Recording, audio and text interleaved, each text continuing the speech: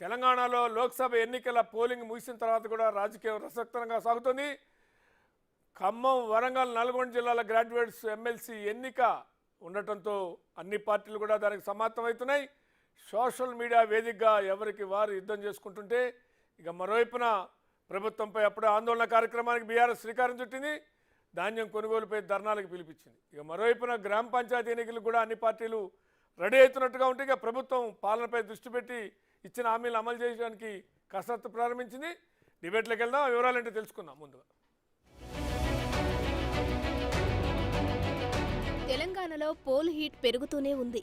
ఇప్పటికే అసెంబ్లీ, లోక్సభ ఎన్నికలతో గత 5-6 నెలలుగా రాష్ట్రంలో పూర్తిగా రాజకీయ వాతావరణమే కంటిన్యూ అవుతూ వచ్చింది. లోక్సభ పోలింగ్ ముగియడంతో ఇక సీన్ మారుతుందనుకుంటే వరంగల్, ఖమ్మం, నల్గొండ పట్టభద్రుల ఎమ్మెల్సీ ఉప ఎన్నిక వచ్చి పడింది. 2021లో ఎమ్మెల్సీ స్థానానికి జరిగిన ఎన్నికల్లో బీఆర్ఎస్ అభ్యర్థి పల్లా రాజేశ్వర్ రెడ్డి గెలిచారు.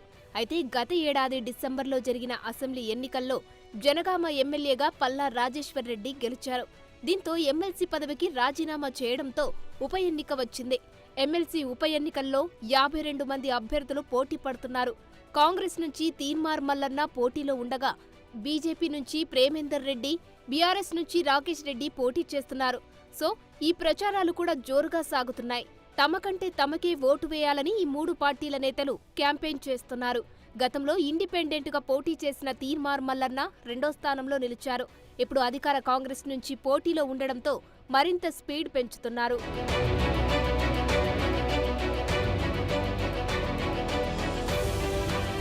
వరంగల్, ఖమ్మం, నల్గొండ పట్టభద్రుల ఎమ్మెల్సీ బైపోల్ ఈ నెల 27న జరగనుంది. అయితే బీఆర్ఎస్ నుంచి రాకేష్ రెడ్డిని ఎంపిక చేయడంపై కొందరు నేతలు అసంతృప్తి వ్యక్తం చేశారు. కేటీఆర్ నిర్వహించిన సన్నాహక సమావేశాలకు చాలా మంది వరంగల్ కీలక నేతలు గైర్హాజరయ్యారు. ఎమ్మెల్సీ ఉప ఎన్నిక గులాబీ పార్టీకి అగ్ని పరీక్షగా మారింది. 2007 నుంచి 2021 దాకా 4 సార్లు బీఆర్ఎస్ అభ్యర్థులే గెలిచారు. కానీ ఇప్పుడు మాత్రం అసంతృప్తులతో పరిస్థితులు అనుకూలంగా లేవన్న వాదన వినిపిస్తోంది.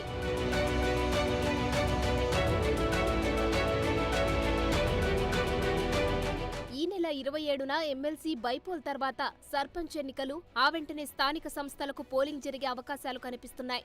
ఇప్పటికే సర్పంచ్ ఎన్నికలపై కార్యాచరణ సిద్ధమైంది. బ్యాలెట్ ద్వారా ఈ ఎన్నిక జరుగుతుంది. రిజర్వేషన్ల ఖరారుపైన చర్చ జరుగుతోంది. గత సర్కార్ తీసుకున్న నిర్ణయాలను మారుస్తారా, గతంలో మాదిరిగానే ఇప్పుడు అదే రిజర్వేషన్లను ఫాలో అవుతారా అన్నది ఆసక్తికరంగా మారింది.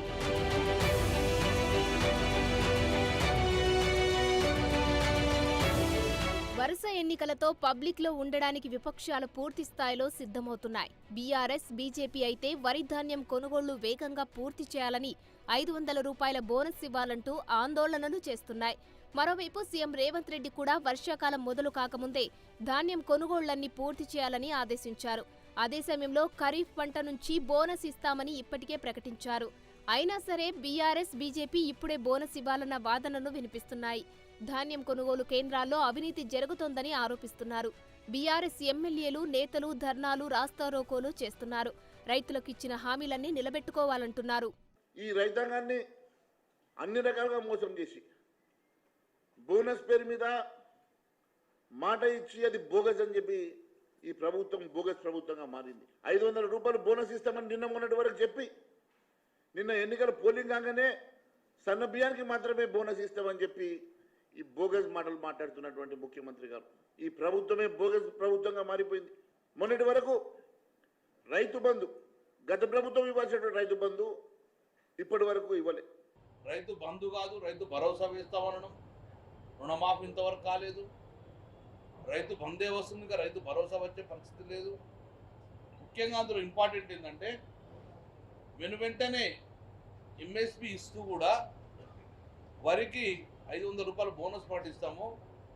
దాని ఎగ్జాంపుల్గా ఛత్తీస్గఢ్లో ఎలా ఇస్తుందో అలానే ఇక్కడ ఇస్తామని చెప్పేసి ప్రజలకు హామీ కూడా జరిగింది. కానీ ఈరోజు మళ్ళీ ప్రభుత్వం మాట మార్చే ప్రయత్నం చేస్తుంది. వరుస ఎన్నికల నేపథ్యం, అటు ప్రజాపాలన విషయంలో తీసుకోవాల్సిన నిర్ణయాలపై శనివారం రోజున తెలంగాణ మంత్రివర్గ సమావేశం జరగబోతుంది.